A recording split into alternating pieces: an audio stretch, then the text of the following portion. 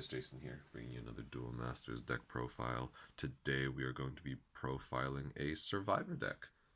So a bit of background context. I'm sure you've heard me mention in previous videos that it is very difficult to build viable decks without the Water Civilization, and the key reason being water is the only civilization that consistently allows you to draw cards. I mean, I guess you could make a case for light as well, but I think in general most people would agree that in the English Duel Masters game, water provides the best draw engine. So my friends and I were thinking that, well, yes, it's very difficult to build decks without water. And however, there are two archetypes in the Duel Masters game, which are, I guess, gimmicks of sorts, those being survivors and wave strikers. So they basically play off each other's abilities, and they allow you to amass a great field presence so that hand advantage doesn't always, mean the end of the world or lack thereof. So because they sort of have their own self-sustaining engines, we thought that we could build viable decks with these without water. And the main reason being, there aren't always enough water cards to go around, and we are pretty happy with the survivor list that we came up with. Now, this list did go through a few iterations, which I'll talk about in the end, but without further ado, let's get into the deck profile. So we'll start things off with a big baddie of the deck, Q-Tronic Gargantua. So he's a 6-mana 9k crew breaker, so that means he breaks a shield for every survivor you have out. Because he's an evolution, naturally he gets speed attacker. So what the strategy of the deck normally is to build up your field until you can swing for 5 shields, play him down, attack, and then one of your other survivors can just finish off the game. Now, joining our Q-Tronic, we also have, as I'm sure you've guessed, for Blazosaur. So he's a 2-mana survivor, gives things power attacker 1k. Not necessarily the most powerful survivor ability, but could be useful in given situations. But the main reason we like him is because he costs 2 mana, and that's going to be relevant later on. So yeah, he's very cheap. Now, for the rest of the fire spells, we also have 4 Tornado Flame, and that's 5 mana shield trigger. Kill one of your opponent's creatures that has 4k or less. Again, I used to not think this was a very good card, but it actually does prove useful in situations more often than not, especially if broken as a shield trigger. Some of the other destruction spells we have 2 Burst Shot, wipe out all the 2k creatures. One of the main problems of this deck is that you have a tendency to get rushed because plays start coming out on turn 5 or 6 because survivors are so expensive. Decks can creature mass, even control decks just drop down a few Hulka, Slowcos, Bronze Arms, and before you know it, you're going to be out of shields. So that's why it's very important for this deck to have a relatively high shield trigger count. Last of the fire destruction spells, we have 2 Searing Waves. So kill all your opponent's creatures with power 3k or less. Yes, you give up a shield, but it's a very good card for controlling the board. So that pretty much wraps up our fire civilization. Moving on to nature, we are going to start off with the main engine of the deck, which is 3 Faerie Shell Q. So his ability is once a survivor hits the field, including himself, search your deck for a survivor and put it in your hand. So, Faerie Shell is how we get out. It's basically how we get going. If we aren't playing Faerie Shell, we are pretty much losing. Now, the main target for Faerie Shell is going to be actually Graveworm, and I'm going to talk about some strategies about that later. But we're just going to go through the rest of the nature section for now, but Faerie Shell Q, very important card. Also important to keep in mind because his Dimension Gate effect is a survivor ability. That means when you have him out and you say play a Blazosaur, you get to search your deck for a survivor as well. So we'll just put him to the side here and look at the next nature survivor we have, as I'm sure you've guessed, Smashhorn Q. Smashhorn Q is probably the most mana efficient survivor. 3 mana for a 3k creature. Now, we like Smashhorn mainly, well, outside of his efficiency and relative cheapness, is also because he helps us avoid certain destruction spells. I feel like Searing Wave can really wreck this deck, or Blizzard of Spears, and Smashhorn Q helps to alleviate that problem. But yeah, in general, survivors don't really like mass destruction. Well, except Brushall, they don't really care too much about that, and that's why we ourselves play it. Now, as I talked about in my most recent video, Mana Acceleration is a very important part of the deck, and we are playing 4 Bronze Arms and 4 Faerie Life. So, in this deck, I feel like we didn't need to make the distinction between playing Bronze Arm or Faerie Life, since there weren't any particular cards that we wanted to drop on turn 4, any 4 mana or 5 mana cards we wanted to drop. The whole idea is we just want to ramp up as much mana as we can, so we can hit that magic 6 mana number to play Factory Shell. Maximum Mana Acceleration is really the main purpose, and more often than not on turn 3 I would actually rather play Bronze Arm as opposed to Smashhorn Q. Reason being, Smashhorn Q is just going to sit on the field doing nothing, gives your opponent time to react to him when they can, whereas with Bronze Arm at least you're setting up your mana for a bigger play later in the game, if that makes sense. Now, the last of the nature cards that we're going to look at are 2 Mana Nexus. Naturally, as you can tell, this is a pretty slow deck, and it's really easy to fall behind, so we need Mana Nexus to keep us alive for the late game, because, this deck isn't going to be winning the early game, that's for sure. Now, moving on to the last civilization, we have the Darkness section, and of course, we're going to bring out the guy who I most recently talked about, Graveworm Q. So his ability is when a survivor hits the field, it's Dark Reversal, pick a survivor in your graveyard, and put it into your hand. If you actually look at his stats, he's pretty damn good. It's 5 mana, 3k, so he's one of the beefier survivors, and especially when he's boosted by Smashhorn, it's really difficult to get rid of. Very interesting thing as well. Shadow Moon gives all darkness creatures in the battle zone plus 2k, not just yours. So we were playing a game where I played down a Shadow Moon, and then my opponent had Graveworm, and he was like, "Oh, I thank you." Now my Graveworm is 5k. But yeah, Graveworm, pretty cool. So just moving into the strategy that I talked about. Oftentimes, what we'll do is at 6 mana, we'll play Factory. Oops, not the best lighting there. We will play Factory Shell. We will search our deck for a Graveworm and then hold it for next turn. So that means if our opponent somehow gets rid of our Factory, we can just play Graveworm the following turn. We know we have the mana to play it, and we can just get our Factory Shell back. Even better, what we can do is, if our opponent doesn't get rid of our Factory, we can charge the following turn, play Graveworm. Because we have 7 mana, we can get out the Blazosaur, which is just a free play pretty much, and then we can get whatever we want to set up for our big play. So depending on how, I guess, paranoid we are over the board state, we can get one of these guys, or alternatively, if we're ready to finish the game, we can grab a Q-Tronic. Super cool as well. Let's say you're at 8 mana, you can actually go Blazosaur, search for Q-Tronic, and then boom, boom, boom, boom, boom. So those are the that's pretty much how it works. It's a very non-interactive deck once it gets set up, really.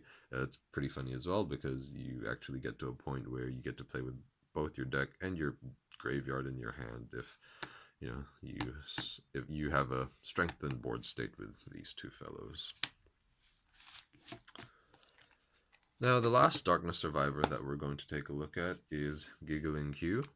He could just come in clutch in certain situations. Your opponent might have a very powerful threat that needs getting rid of.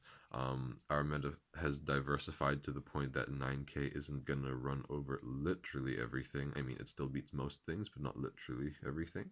So Gigaling does help with that. Your opponent has Uber Dragon Bajula, or you just want to threaten something in a more efficient way. Like, let's say they have a Crystal Lancer out, you have a Gigaling out. Well, you can just suicide your Blazosaur Q. Don't really care about losing him, since all your survivors have Slayer. Andrew my friend Andrew was mostly the brains behind this deck, and he wasn't really a big believer in Gigaling Q. We found that in more often than not, it wasn't actually that useful, and that's why we're just keeping him to 1.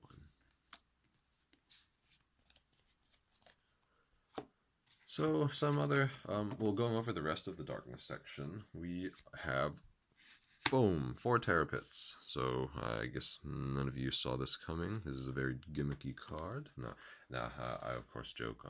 Darkness staple, 6 mana, shield trigger, kill any creature. It's probably the best shield trigger that we have, and most ideal Mana Nexus target. We are also going to play 4 Death Smoke. Now this is a card that we haven't seen in a while. And the rationale behind us playing this is we found that, well, Survivor decks probably... Okay, we first thought that, okay, Survivor deck, this should play Ripple Lotus Q. It allows us to completely dominate the board state by getting rid of all of our opponent's creatures. We then realized, hold on, we don't want to play water in Survivors, so we moved on. So we included Light, and this was a Force version, which had Holy Awe and Colon the Oracle. And then we thought, wait a minute, well, Colon, you're tapping something to kill it for 4 mana. Why don't you just play Death Smoke to straight up kill it for 4 mana? And that's kind of how Death Smoke stuck. Death Smoke is also good for getting rid of early threats. For example, maybe Foul, which can run over Graveworm, or Illusionary Merfolk. Those 4K guys. It's also really good against Wave Strikers, and it's also good against boss monsters or stationary monsters. Like, for example, targets that could evolve into Bejeweled or Alcadias, or it gets rid of things like Bolmedius, Cryptic Totem, things of that nature. So while Death Smoke is a card that I feel has fallen out of favor in recent times, well, I say recent times, but this is a dead game. It's worthy of its inclusion in this deck, and it's nice to see that Death Smoke finally sees some play as well. Aside from the darkness destruction spells, we also have some discard, because what would darkness be without discard? So we have Ghost Touch, 3 Ghost Touch, and we have 1 Lost Soul. Ghost Touch, you aren't really going to be doing much with 2 mana anyway. What are you going to be doing? Playing a Blazosaur? Not necessarily the most efficient thing to do, because he's quite easy to get rid of, and then you don't really benefit from him being on the field early a lot of the time. And it's also shield trigger. That's always nice. Lost Soul is really to help us against control decks. It's just the 1 copy, so if you wanted to replace it with another Ghost Touch for increased consistency and higher shield trigger count, I wouldn't blame you. If you wanted to take out a Ghost Touch for another Lost Soul, so you have more copies on Lost Soul to rely on for the late game, I wouldn't blame you as well. But we don't we don't really feel like we are playing Lost Soul on turn 7 a lot of the time, because we're doing the Factory Shell Graveworm shenanigans. However, it's just something that can come in handy in a given situation.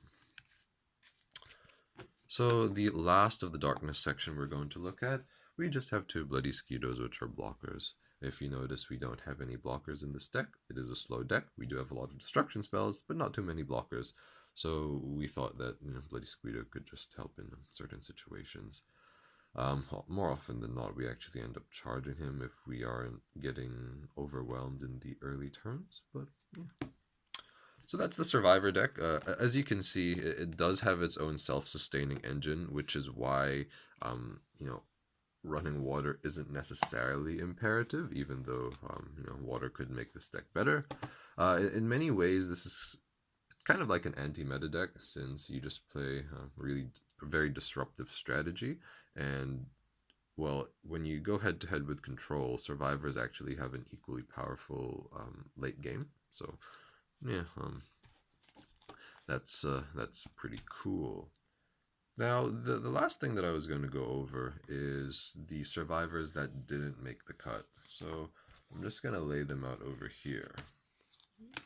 So we have Skull Sweep, we have Balloon Shroom, Rumblesaur, Ripple Lotus,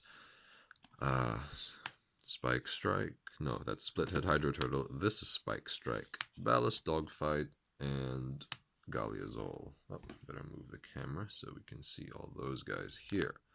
Alright, so the main reason that Skull Sweep didn't make the cut is, well, I feel like Skull Sweep's main purpose is to apply some early game pressure, and That can be good, but most of the time you don't really want to be breaking your opponent's shields early game, especially because you expose yourself to shield triggers, giving them more cards and more outs to getting rid of your survivors when your board isn't too developed yet.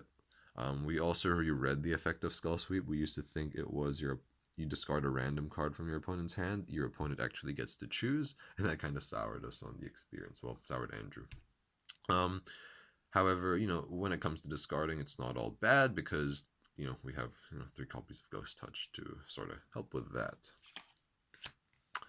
Balloon Shroom Q, 4 mana 2k. I guess on the surface you could say, oh, he's pretty good, especially for an early gameplay, because he goes into your mana zone when you get rid of him.